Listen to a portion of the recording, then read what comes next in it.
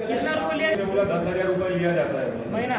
जी हाँ सर, 10,000 रुपये महीना लिया जाता है पूरा टोटल नागपुर शहर में। सर पूरे नागपुर शहर में बोला सर टोटल मिला के अगर इनकी गाड़ियाँ अगर 10,000 गाड़ियाँ हैं तो आप देख लीजिए बोला सर ये 5 से 10,000 करोड़ रुपए का बोला पूरा भ्रष्टाचार चल रहा है बोला सर महीने का बोला सर। तो आप देख लीजिए रेवेन्यू कितना है, गवर्नमेंट को कितना रेवेन्यू नुकसान हो रहा है। आज अपने पत्रकार परिषद लिए है, क्या विषय है और क्या मामले कहना है आपका?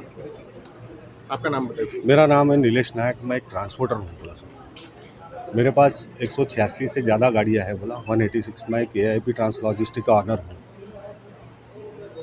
मेरी गाड़ियाँ चलाने के लिए इन लोग को पैसे की डिमांड कर रहे थे। गाड़ी चलाना है तो आपको बढ़ा के पैसे देना पड़ेगा, नहीं तो आपकी गाड़ियों को चालान करेंगे। तो ये हर तरीके से यानी मैंने उनसे ज़्यादा से ज़्यादा पैसे वसूली करना है तो मेरी गाड़ियों को चालान कर रहे थे बोला ये चालान ग्रामीण RTO।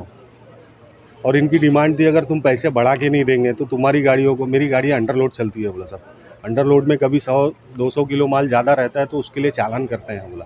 अगर चालान से बचना है तो आपको पैसे देना पड़ेगा। पैसे किस प्रकार मांगे जाते हैं और कैसा उनका पैसे इस पर प्रकार है मैम कि यानी पैसे गाड़ियों की लिस्ट देना पड़ता है और उसके पैसे उनको नकदी कैश में देना पड़ता है। तो उनके जो एजेंट रहते हैं, उनके एजेंट बोला हर जगह पे आके पैसे वसूल करके लेके जाते हैं बोला जी। ऐसे कोई एजेंट आपके पास आए हैं? ये अलग अलग एजेंट भेजते हैं बोला ये जी हाँ, पेमेंट कलेक्ट करने के लिए बोला। आपने कुछ नाम भी बताए थे। हाँ सर, मैंने उनके जो एजेंटों के नाम है जो उनके लिए पूरा काम करते हैं, जो गाड़ियों की जो मैंने लिस्ट भेजा हूँ, ये जो एजेंट है ये पूरे हेमंत कुमार सोलनकर, कलबीर सिंह कलसी, उमेश काले, ये इनके लिए काम करते हैं बोला। वैसे कितने लोग हैं? ये ऐसे 10-12 लोग हैं बोला। और ये इनका हिंदुस्तान कॉलोनी है, वहाँ इनका फ्लैट है, वहाँ पर इनकी बैठक होती है, वहाँ इनका हफ्ता वसूली का पूरा काम चलता है बोला। और वहाँ पूरे पैसे वसूल करके जमा करते हैं। तो उसमें ग्रामीण RTO के सबसे बड़े सभी अधिकारी involved हाँ, हैं? सबसे बड़े अधिकारी, मेन अधिकारी हेमंत कुमार सोलनकर, उनके लिए ये वसूली की जाती है। जी हाँ सर। हेमंत कुमार सोलनकर, कलबीर सिंह कलसी और उमेश काले। उमेश काले ये इनका पूरा काम करता है बोला सर। लिस्ट लेना, लिस्ट कहाँ देना है, किसको देना है, अगर गाड़ी कोई पकड़ा जाती है तो उमेश काले जी से बात करना पड़ता है।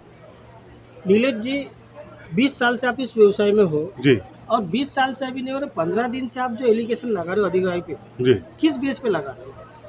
मेरी गाड़ियों को बहुत चालान दिया है बोला सर इन्होंने। और मैं इनको बोल रहा हूँ बोला साहब मेरी गाड़ी अंडरलोड रहती है, लेकिन आप उसको ज़बरदस्ती चालान क्यों कर रहे हैं? नहीं बोले तुम्हारी गाड़ियों में कुछ वजन माल ज़्यादा रहता है तो उसके लिए या तो तुम हमको महीने का पैसा दो या तो हम तुम्हारी गाड़ियों को चालान करेंगे, नहीं तो तुमको रास्ते में तकलीफ होगी, आपको गाड़ी चलाना मुश्किल हो जाएगा।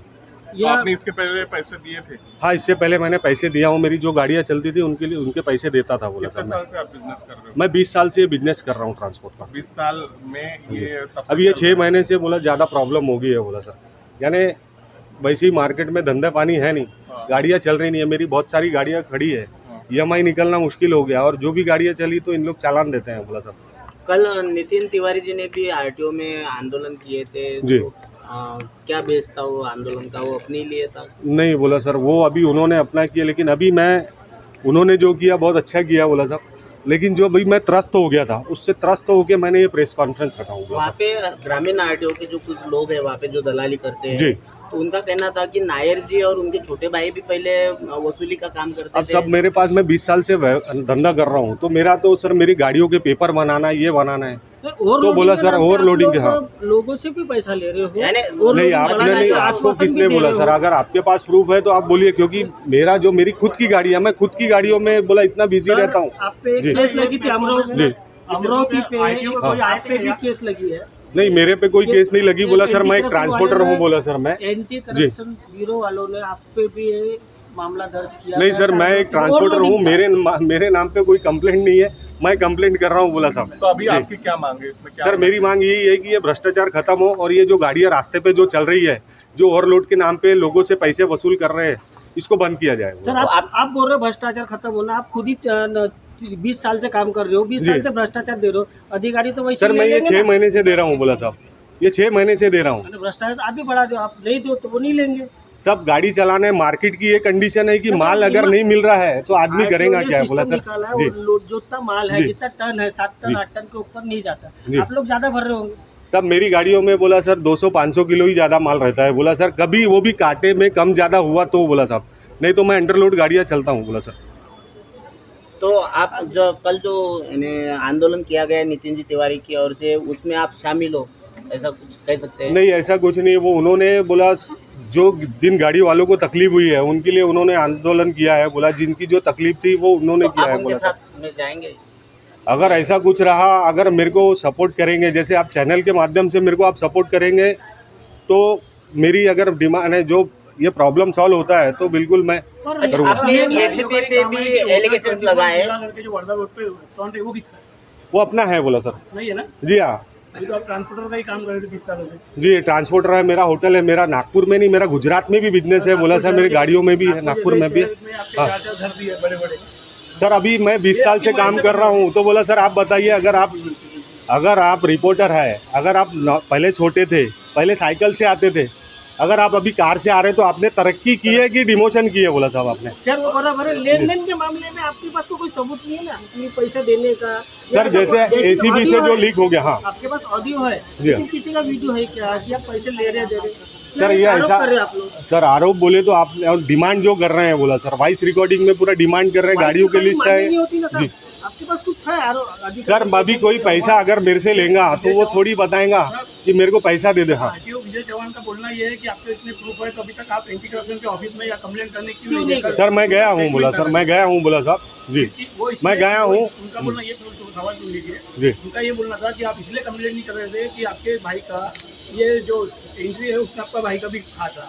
अभी नहीं आपके बोला भाई को था। भी अलग किया गया है, इसकी जी। वजह से आप ये सब क्षमा कर रहे हैं। ऐसा आरोप है। साहब ये देखिए, बोला अगर आप, मेरे पास सबूत है, मेरे सबूत है, उनके नाम पे सबूत है, तो आप पेश करिए और मेरे से बात करिए, क्योंकि मैं ट्रांसपोर्टर और आपसे जो बात करने के लिए आया वो आपको बता रहा हूँ। लिखित नहीं है ना पुलिस स्टेशन में भी, लिखित है क्या? उनके ये तक बोलना था कि 2006 या 7 में जो आदमी ड्राइवरी कर रहा है, हाँ। आज वो करोड़ों की संपत्ति का मालिक कैसा बना? सर अभी मैंने आपको जवाब दिया, बोला अगर मैंने 50 लाख इन्वेस्ट किया हूँ तो 50 लाख इन्वेस्ट करने के लिए मेरे को, अगर मैं बढ़ रहा हूँ तो मैं उससे कितना पैसा कमाऊंगा? मैं 5 करोड़ रुपए कमाने की 5 करोड़ रुपए कमाऊंगा, 50 लाख इन्वेस्ट किया, तो आप सोच सकते हैं, बोला सर जी। एसीबी में आपने लिखित कंप्लेंट करना था, किए क्या आपने? क्या बोले सर? एसआईटी एसीबी में कंप्लेंट किए क्या? लिखित में कोई कंप्लेंट है क्या? सर मेरे पास में लिखित में सब कंप्लेंट है, मैंने उनको ऑडियो दिखाया हूँ, और उन्होंने इनका बड़ा पैकेट जाने के कारण उन्होंने वो लीक कर दिए, तो उन्होंने मेरे से पैसा लेना और मेरा फ़ोन उठाना बंद कर दिया। अगला कदम क्या रहने वाला है अपना? चलो जय हिंद जय साहब, अभी मैं निकलता हूँ सर।